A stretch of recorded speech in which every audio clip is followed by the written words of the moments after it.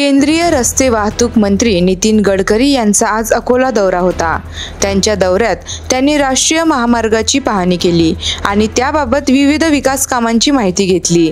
याशिवाय गडकरी यांनी एका लग्न प्रसंगात सुद्धा उपस्थिती लावली। दौऱ्यादरम्यान उत्तम दळणवळण आणि रस्ते विकासासंदर्भात गडकरींचे महत्त्वाचे विचार समोर आले। त्यांच्या दौऱ्यामुळे अकोला येथील विकास कामांच्या गतीला वेग येईल अशी अपेक्षा व्यक्त करण्यात आली आहे।